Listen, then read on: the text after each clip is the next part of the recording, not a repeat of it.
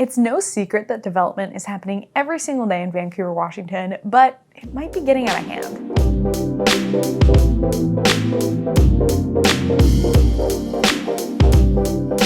Hey, welcome back to the Living in Vancouver and Camas, Washington YouTube channel. I'm your host, Hannah Dubyne, and I'm super thankful you're here today because we're talking about development. This is one of the biggest topics I talk about here on my channel because it affects everyone and I'm super interested in it, and so are most people who live in the area. Clark County is a very rapidly growing area. We've been growing at a very fast pace since the 80s, and we continue to grow, so we have lots of development here. So I'm gonna dive into kind of the past, the present, and the future of development of Clark County, and we're gonna talk about the fact that, hey, maybe there's a little bit too much development going on here. By the way, if you're new to the channel, we thank you for being here. Please feel free to subscribe to our Weekend Happenings with Hannah email list.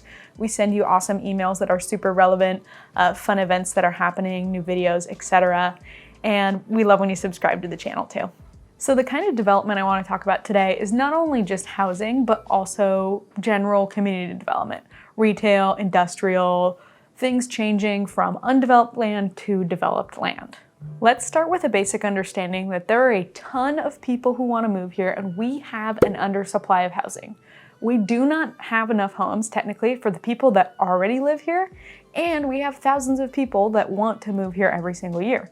So that is a predicament. The reality is we need more development to house the number of people that want to move here, and we need more development, even if no one else moved here, just to catch up with the current deficit that we have. So with that, I would say that development is inevitable. If you don't like development, I'm super sorry because it's gonna happen.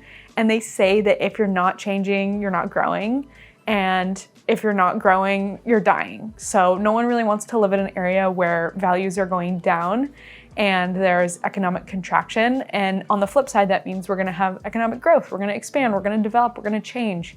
I acknowledge that sometimes the developments turn out great and other times they weren't as well thought through. So we want great developments to be here, but that's what we're talking about today. I will say it is really hard for lifelong residents of Clark County to see an area change. This would be true for anywhere. If you grew up somewhere, when you come back or as time goes on, you see it change, it's just hard. I don't know, there's something about that. So I think we should respect our history and where we came from. We should never forget it. They say that those who forget history are doomed to repeat it. So Clark County Historical Museum has some really great resources and history that you can check out about Clark County. And there's a couple of Facebook pages I seriously love being on. One of them is called You Know You're From Vancouver, Washington If. And then there's another one that's like Historical Camas, 𝐶𝐤𝐻𝐒. And people will post photos on there, news articles, tidbits from 50, 60, 70, 80 years ago. And it's so fascinating because they'll post photos of like 164th in East Vancouver when it was a farm field, 40, 50 years ago, which is crazy to me because I drive through there every day and it's completely a suburban area. So definitely check out those Facebook pages if you're interested in seeing what Clark County used to be like. The biggest developments happening right now in Clark County are, first of all, the waterfront. If you live in Vancouver, of course you know about the Vancouver Waterfront Project. It's technically been going on for 20 years. And honestly, it's been an awesome addition to the area. That used to be polluted industrial land before it was cleaned up and developed. So I think it was put to really good use. It's not like it was a lush open forest that got chopped down. It was a lot of work, it was a lot of money, it was billions of dollars, but it's really become a community hub. It's got housing, it's got dining, it's got wine tasting rooms, retail, etc. We have a couple videos up about the Vancouver waterfront, so go check those out. I think it's been a really positive impact. You can let me know down below what you think about the Vancouver waterfront too. We also have the Columbia Palisades happening in Camas and East Vancouver, Washington.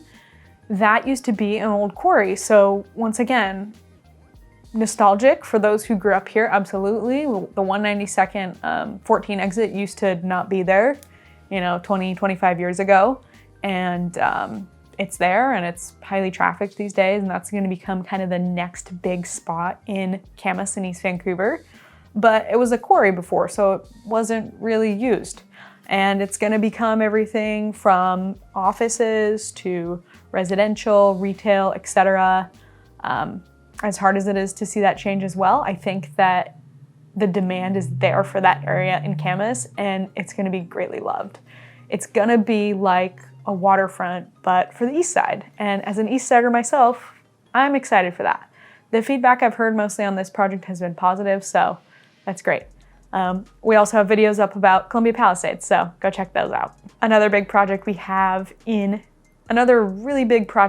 going on in Clark County right now is the Vancouver Innovation Center.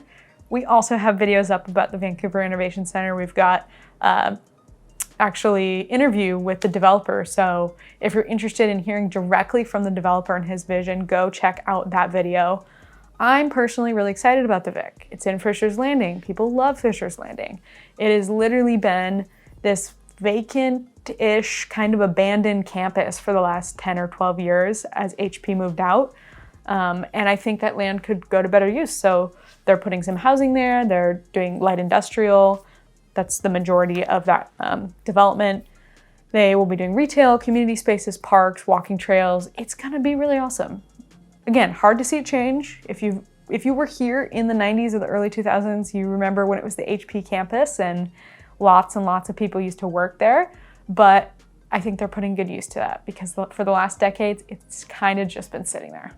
Last really big development I want to touch on in this video is Parker's Landing, which is happening in Camas, 𝐶𝐲𝐶𝐲. It's the Camas, 𝐶𝐲𝐶𝐲 waterfront. I haven't made a video about that yet, but I promise I will.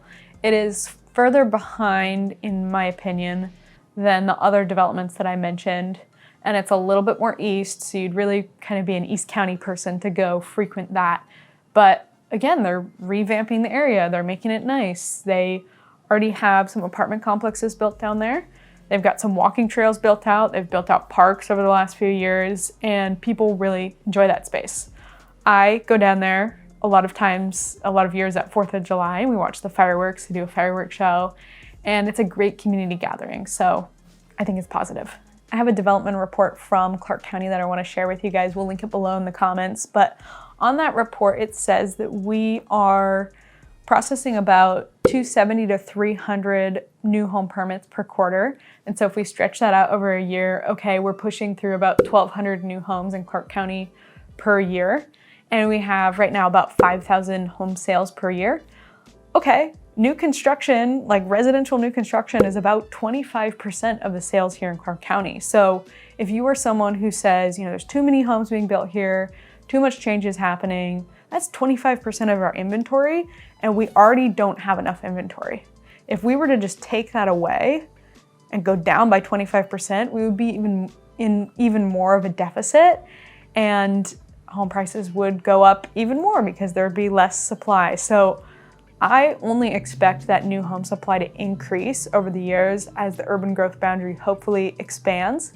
25%, that's a lot. New construction is important here in Clark County. By the way, if you're thinking about purchasing a new construction home, please reach out to myself and my team at Dubyne Realty Group. We'd love to be of service to you. There's a lot of things to know about new construction. I know all the builders very well in the area. I know who's good, I know who's not. I know how to get deals. I know how to get you off-market inventory. So we'd love to serve you. Message us. As for the future of development in Clark County, I was sitting with some of the biggest developers in the county a couple weeks back. Angelo Company, Romano Capital, Kes Romano, and Ryan Hurley, Hurley Development. He has his big building in downtown Vancouver. Their basic outlook was Clark County is going to continue to grow a lot, especially when the I-5 bridge gets replaced, and there's going to be a lot of economic growth from that project. They have seen a lot of growth from just the waterfront development project and a lot of capital brought in from all across the country. It is going to be more difficult as the years go by for developers to develop because they have all these different jurisdictions coming at them with different rules that sometimes contradict each other from the city, the county, and the state. It's super complicated. I think there's a perception out there that developers and builders make $200K or $300K profit a home, and it's literally so far from the truth. Builders' margins are as thin as they've ever been. Developers' margins are as thin as they've ever been. They are handcuffed in so many ways with regulations. And they take on the risk. So they should be getting paid well, that's my opinion.